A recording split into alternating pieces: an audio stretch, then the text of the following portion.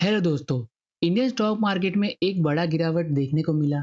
Sensex लगभग 1000 point और Nifty भी स्ट्रॉन्ग प्रेशर में बंद हुआ। अब सवाल ये है, मार्केट अचानक क्यों गिरा? क्या ये क्रैश है या सिर्फ करेक्शन? और सबसे इम्पोर्टेंट, अब हमें क्या करना चाहिए? आज की वीडियो में हम डिटेल में समझेंगे यूएस ईरान की latest news, crude oil prices, rupees weakness और एफआईआई सेलिंग, सब कुछ सिंपल लैंग्वेज में। तो वीडियो को एंड तक जरूर देखिएगा। सबसे पहले समझते हैं क्लोजिंग का एक्चुअल डेटा। अप्रैल 24 2026 को सेंसेक्स क्लोज हुआ अराउंड 76,600 के आसपास, almost 1000 point down. Nifty close हुआ 23,900 के आसपास, मतलब 1% से डाउन। और दिक्कत की बात तो ये है, मार्केट लगातार 3 दिन से गिर रहा है। वीकली बेसिस पर भी मार्केट नेगेटिव है, मतलब क्लियर है ये एक नॉर्मल डिप नहीं है बल्कि स्ट्रॉन्ग सेलिंग प्रेशर है। अब आप सोच रहे होंगे इस गिरावट का इम्पैक्ट क्या हुआ? सिर्फ एक दिन में लगभग 5 लाख करोड़ के इन्वेस्टर वेल्थ वाइप आउट हो गई। मतलब अगर आप मार्केट में इन्वेस्टेड हो तो आपका पोर्टफोलियो भी रेड में होगा। और ये असर सिर्फ लार्ज कैप में नहीं बल्कि मिड कैप और स्मॉल कैप में भी दिख रहा है। इसका मतलब क्या है? मार्केट में ओवरऑल पैनिक और फियर है। अब आते हैं सबसे बड़े रीजन पर,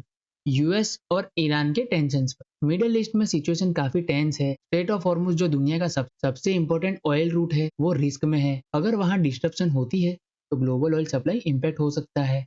इस वजह से ग्लोबल इन्वेस्टर डर गए हैं और जब ग्लोबल टेंशन बढ़ता है स्टॉक मार्केट में सेलिंग ऑटोमेटिकली आ जाती है। अब समझो सबसे dangerous factor, crude oil. Oil prices shoot करके 100 से $110 प्रति बैरल तक पहुंच चुके हैं। और इंडिया का क्या सीन है? इंडिया अपना 85% ऑयल इंपोर्ट करता है। तो जब ऑयल महंगा होता है, पेट्रोल डीजल महंगा, ट्रांसपोर्ट कॉस्ट महंगा और कंपनी का प्रॉफिट भी कम होता है और अल्टीमेटली स्टॉक मार्केट गिरता है। अब बात करते हैं रुपीज। रुपी गिरकर 94 से 95 पर डॉलर के आसपास पहुंच चुका है। ये डेंजरस सिग्नल क्यों है?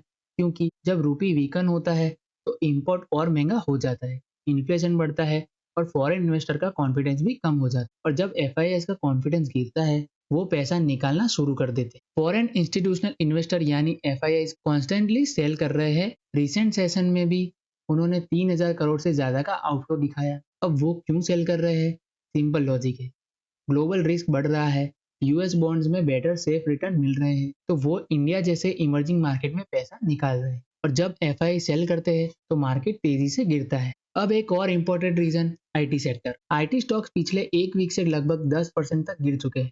रीजन क्या है? US economy slow down, tax spending कम हो रहा है और कंपनीज ने वीक गाइडेंस दी है। और क्योंकि आईटी सेक्टर का वेटेज निफ्टी में काफी हाई है, इसका डायरेक्ट इंपैक्ट पड़ता है इंडेक्स पर। अब थोड़ा ग्लोबल पिक्चर देख लेते हैं। सिर्फ इंडिया में ही नहीं, यूरोप मार्केट भी वीकन है, ग्लोबल इन्फ्लेशन फियर बढ़ रहा है और बॉन्ड यील्ड भी बढ़ रही है। और अब ग्लोबल मार्केट वीक होते हैं तो इंडिया अलग तो नहीं हो सकता। इसलिए ये फॉल सिर्फ इंडिया का इशू नहीं है, ये ग्लोबल प्रॉब्लम है। अब सबसे इंपॉर्टेंट पार्ट, कंक्लूजन की। आज मार्केट गिरने के 5 रीजन है: US Iran conflict, crude oil surge, रूपी वीकन, एफआईआई सेलिंग और आईटी का प्रेशर।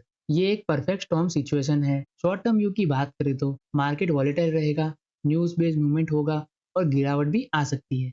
लॉन्ग टर्म की बात करें तो इंडिया की ग्रोथ स्ट्रांग है, इकोनॉमी स्टेबल है, ये सिर्फ टेम्पररी करेक्शन है। फाइनल कंक्लूजन ये है, पैनिक सेलिंग मत करो, एसआईपी कंटिन्यू रखो और क्वालिटी स्टॉक पे फोकस करो। तो दोस्तों, मार्केट गिर रहा है पर अपॉर्चुनिटी भी यही बनती है। स्मार्ट इन्वेस्टर गिरावट में डरते नहीं बल्कि फ्यूचर के लिए पोजीशन बनाते हैं। तो दोस्तों, ये वीडियो सिर्फ एजुकेशनल पर्पस के लिए है, कोई इन्वेस्टमेंट एडवाइस नहीं है। शेयर मार्केट में इन्वेस्टमेंट रिस्क के सब्जेक्ट होता है। कोई भी इन्वेस्टमेंट डिसीजन लेने से पहले खुद की रिसर्च करें या अपने फाइनेंशियल एडवाइजर से सलाह जरूर ले। तो दोस्तों, आज के इस वीडियो में इतना ही। वीडियो अच्छा लगा हो तो वीडियो को लाइक करें और शेयर समाचार को सब्सक्राइब करना ना भूले। मिलते हैं नेक्स्ट वीडियो में, तब तक के लिए स्टे इन्वेस्टिंग।